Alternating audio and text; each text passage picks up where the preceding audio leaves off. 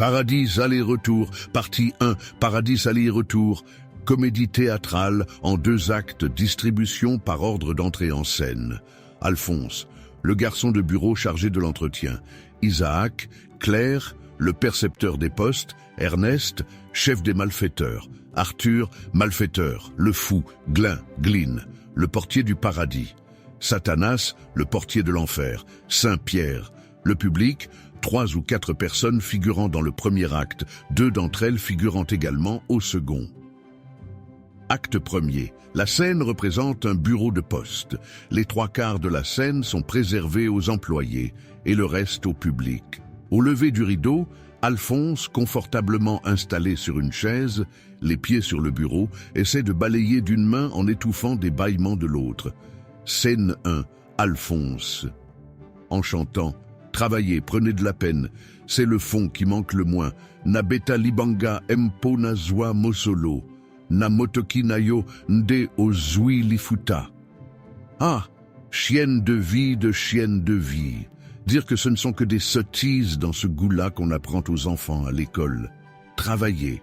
Quand je pense qu'il y a des gens qui, depuis le moment où ils se lèvent jusqu'au moment où ils se couchent, n'arrêtent pas de turbiner, ça me rend malade. Et le comble, c'est que la plupart de ces malheureux s'imaginent qu'ils sont heureux.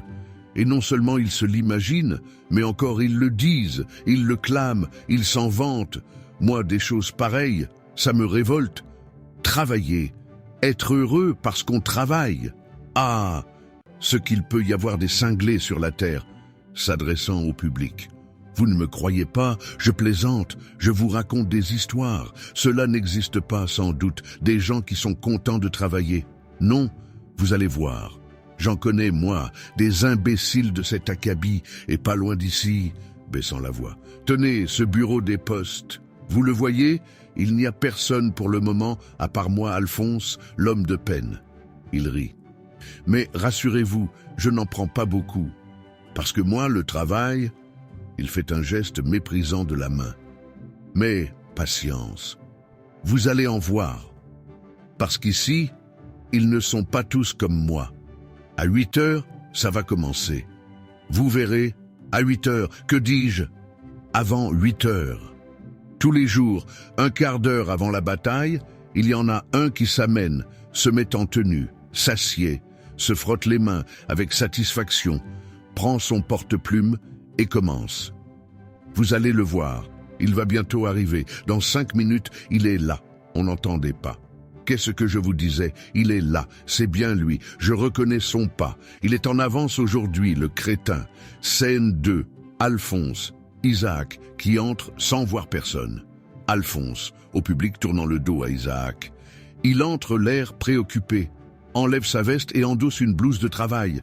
Isaac, point par point, va se comporter comme le décrit Alphonse.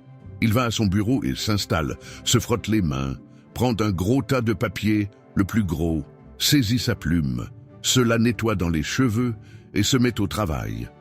Alphonse se retourne et contemple Isaac. Quand je vous le disais, ne croyez surtout pas qu'il va m'adresser la parole. Il ne m'a ni vu ni entendu. Il est aveugle et sourd pour tout ce qui n'est pas son travail. N'est-ce pas, Isaac? Je peux te parler, te dire que tu es une vieille bête, un idiot. Tu n'entends rien. La seule chose à faire pour qu'il réagisse, c'est le pincer fortement et lui enlever son dossier. Il le pince et lui enlève son dossier de dessous le nez. Isaac. Aïe. Oh, Alphonse. Calmement et tendrement. Bonjour, monsieur Isaac. Isaac. Qu'est-ce qui... Alphonse. Quelle belle matinée. Ne trouvez-vous pas? Isaac. Voulez-vous bien me laisser travailler et me rendre ce dossier? Alphonse. Travailler? Isaac. Ne faites pas l'idiot. Rendez-moi mon dossier. Alphonse. Innocent. Plaît-il? Isaac. Vous m'empêchez de travailler. Alphonse. Même jeu. Travailler, Isaac. Oui, travailler, Alphonse. Ah, travailler. Mais je ne demande que cela, moi, monsieur Isaac. Isaac. Alors, rendez-moi mon dossier, Alphonse. Votre dossier? Isaac. Oui, ce que vous cachez derrière votre dos. Alphonse. Mon dos. Dossier. Ah, le dossier. Isaac, le lui arrachant des mains. C'est malin. Vous m'avez fait perdre 6 minutes. Il se remet au travail. Alphonse, les yeux au ciel. 6 minutes. Je lui ai fait perdre 6 minutes. 6. Regardant Isaac. Qu'y est. Il est reparti. Il est de nouveau mort pour tout ce qui n'est pas son travail. Nous allons donc devoir procéder à sa résurrection. Lazare, lève-toi. Il le pince et lui retire de nouveau le dossier. Isaac. Aïe. Oh, Alphonse. Monsieur Isaac. Isaac, c'est encore vous. Alphonse, c'est moi. Isaac, je vais dire à monsieur le percepteur que vous m'empêchez de travailler. Alphonse, je lui dirai exactement la même chose. Isaac, comment cela, Alphonse? Vous m'empêchez de travailler. Isaac, moi, Alphonse, vous, Isaac. Mais il y a, Alphonse, comment voulez-vous que je fasse le nettoyage du bureau quand vous vous y trouverez? Isaac, il faut bien que, Alphonse, vous me gênez, vous me courez dans les pieds. Isaac, j'écris, vous balayez. Alphonse, précisément je voudrais balayer l'endroit où vous vous trouvez. Isaac, pourquoi ne l'avoir pas fait avant que je n'arrive? Alphonse, c'est ça, critiquer mon travail. Apprenez-moi mon métier. Isaac, ce n'est pas cela que... Alphonse, mais si, c'est cela. Enfin, puisque vous le prenez sur ce ton, nous allons faire une petite mise au point. Monsieur Isaac, à quelle heure croyez-vous que je commence mon travail le matin? Isaac, à 6 heures, je pense. Alphonse, parfait. Jusqu'à quelle heure? Isaac, 8 heures. Alphonse, bon. Monsieur Isaac, quand commence votre travail? Isaac, à l'ouverture du bureau. Alphonse, qui s'ouvre à quelle heure? Isaac, comme si vous ne le saviez pas. Alphonse, je voudrais vous l'entendre dire. Isaac, à 8 heures précises. Alphonse, triomphant, je ne le vous fais pas dire. Et quelle heure avons-nous à présent? Isaac, il est 8 heures moins 7 minutes. Alphonse, voilà. Donc, il ne me reste plus qu'à vous prier de me débarrasser du plancher sur le champ. Isaac, mais... Alphonse, filez. Isaac, voyons. Alphonse, dehors. Vous n'avez rien à faire ici pour le moment. Isaac, vous vous trompez. Nous devons nous trouver à notre poste avant l'ouverture des guichets. Alphonse, cela m'est égal. Sortez. Il l'empoigne par les épaules. Isaac, résistant, je vais me fâcher. Alphonse, fâchez-vous. Moi, je le suis déjà. Isaac, allez crier dehors, au secours. Alphonse, ah, le bougre, scène 3. Alphonse et Isaac luttant, le percepteur. Percepteur, pour l'amour du ciel, que se passe-t-il? Isaac, monsieur le percepteur, c'est... Alphonse, monsieur le percepteur, il faut... Percepteur, répondez. Pourquoi ces cris? Pourquoi cette bataille? Isaac, monsieur le percepteur, je vais vous dire... Alphonse, monsieur le percepteur, je vais vous expliquer. Percepteur, où vous croyez-vous donc? Dans la rue, sur un terrain de football ou dans un bar? Répondez. Isaac, c'est Alphonse qui... Alphonse, c'est Isaac qui... Percepteur, silence. Et expliquez-vous. Isaac, c'est très simple. Alphonse a voulu... Alphonse, voilà, monsieur le percepteur. Ce matin, un percepteur. Taisez-vous. Alphonse, bon. Isaac baisse la tête. Percepteur, alors. Alphonse, alors quoi? Percepteur, j'écoute. Alphonse, nous, on veut bien, monsieur le percepteur, mais, croyez-moi, c'est fort difficile de parler et de se taire en même temps comme vous nous engagez à le faire. Percepteur, et vous êtes insolent par-dessus le marché. Alphonse, voici ce qui s'est passé. Isaac m'empêchait de travailler. Isaac, moi, Alphonse, vous, Isaac, je vous assure que... Alphonse, mon travail commençant à 6 heures et se terminant à 8 heures, comment voulez-vous, monsieur le percepteur, que le bureau soit nettoyé de fond en comble, si dès 7h30, monsieur Isaac vient bousculer mes seaux et mes brosses et répandre des papiers dans tous les coins? Isaac, monsieur le percepteur, c'est un... Percepteur, taisez-vous. À Alphonse. Ensuite, Alphonse, C'est tout, monsieur le percepteur. J'ai fait remarquer à monsieur Isaac qu'il m'empêchait d'achever ma besogne. Alors il s'est mis en colère et a voulu me pousser dehors. Isaac, moi, percepteur, vous, Alphonse, lui, Isaac, monsieur le percepteur, Percepteur, silence. Je vous mets à l'amende, mon garçon. Ce sera 50 €. Isaac, moi, Alphonse, lui, percepteur, vous. Quant à Alphonse, il va me faire le plaisir d'achever son nettoyage le plus rapidement possible. Nous allons ouvrir le bureau au public dans quelques instants. Et Gaston qui n'est pas encore là. Alphonse, monsieur le percepteur, s'il est 8 heures, mon travail est normalement terminé. Dois-je comprendre que je vais faire des heures supplémentaires? Percepteur, si vous voulez.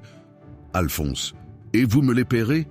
Percepteur, pas moi, mais Isaac, qui est responsable de votre retard. Isaac, moi? Alphonse, lui? Percepteur, vous? Isaac, mais je ne... Scène 4, les mêmes. Gaston, bonjour tout le monde. Percepteur, ah, vous voilà enfin vous? Gaston, excusez-moi, je ne vous avais pas vu, monsieur le percepteur. Mes respects, monsieur le percepteur.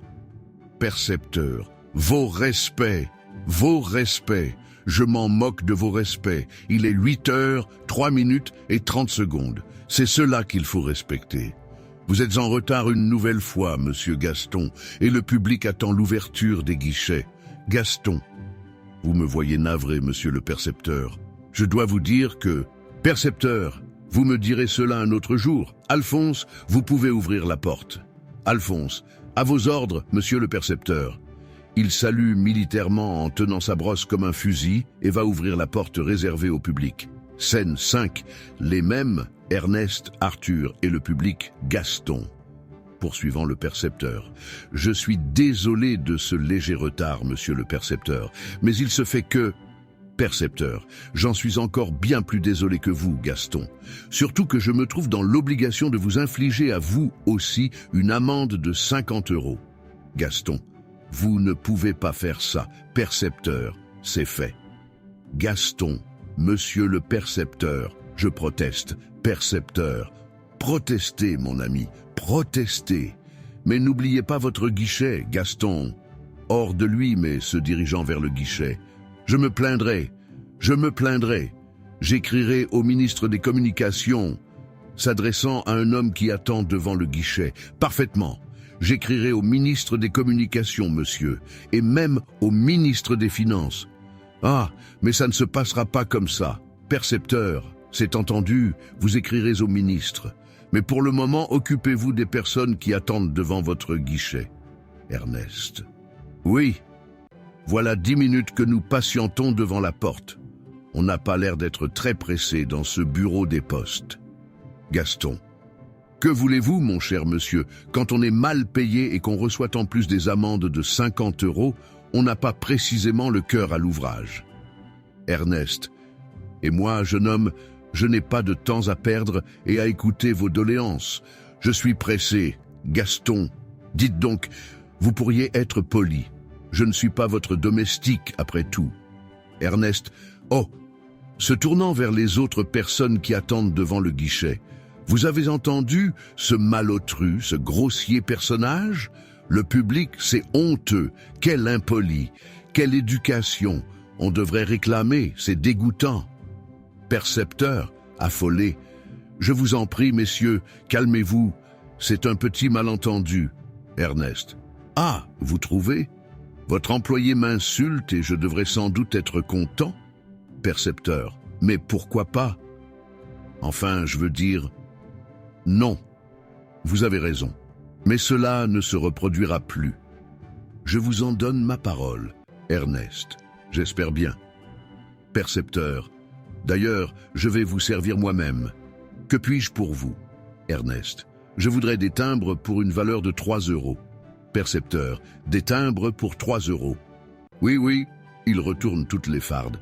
Gaston, les timbres, où se trouvent-ils? Gaston, à leur place habituelle. Isaac, se levant et tendant une farde à Gaston. Les voilà? Gaston. Ah, les timbres. Il se précipite vers Isaac, fouille dans la farde, en tire des timbres qu'il rapporte triomphalement vers le guichet. Et voici les timbres pour 3 €, monsieur. Percepteur, revenu près du bureau d'Isaac. Alors, Alphonse, vous ne balayez plus. Vous croyez peut-être que nous allons vous payer à ne rien faire? Alphonse, se remettant au travail. Je balaie. Ernest, je vous dois combien? Gaston, figurez-vous, monsieur, que ces timbres de 50 cents coûtent 1, 2, 3, oui, 3 € en tout. Ernest, c'est vrai. Où avais-je la tête? Voici 200 €. Gaston, et allez donc, un billet de 200 € pour des timbres d'une valeur de 3 €. Vous n'auriez pas un billet de 5 € par hasard? Ce serait tellement plus simple. Ernest, je regrette, je n'ai que ce billet. Changez-le moi. Gaston, ironique, mais avec le plus grand plaisir. À part, voilà une journée qui s'annonce bien. Monsieur le percepteur, voudriez-vous ouvrir le coffre, s'il vous plaît? Percepteur, le coffre? Gaston, oui, il me faudrait changer ce billet. C'est pour le monsieur des timbres de 3 €. Percepteur, ah, une seconde. La clé. Il retourne ses poches. La clé. J'ai perdu la clé. Voyons, Isaac, faites quelque chose. Cherchez. Isaac retourne ses poches. Mais non, pas dans vos poches, imbécile. Sur votre bureau, sur les tables, vous aussi, Gaston et Adolphe. Gaston, cherchons. Tout le monde retourne les dossiers, en particulier sur le bureau d'Isaac où Alphonse fait voler les papiers. Le public, que se passe-t-il? Que cherche-t-il? Ernest, ils ont perdu la clé du coffre. Le public, quelle organisation! C'est une honte. C'est du propre. Ernest, et c'est pour voir ça que nous payons nos impôts. Gaston, mon Dieu! Percepteur, qu'y a-t-il? Gaston, la clé. Percepteur, oui, Gaston. C'est trop drôle. Il rit. Percepteur. Pourquoi riez-vous? Cessez. Répondez. Gaston. Étouffant. La clé. Et... Oh. Percepteur. Près de la crise de nerfs. Où? Gaston. Là. Sur. Le coffre. Oh. Percepteur. Non, ce n'est pas vrai. Vous m'avez fait peur pour rien. Vous. Ah. J'étouffe. Je me sens mal. Je vais tomber. Alphonse, avançant une chaise. Asseyez-vous.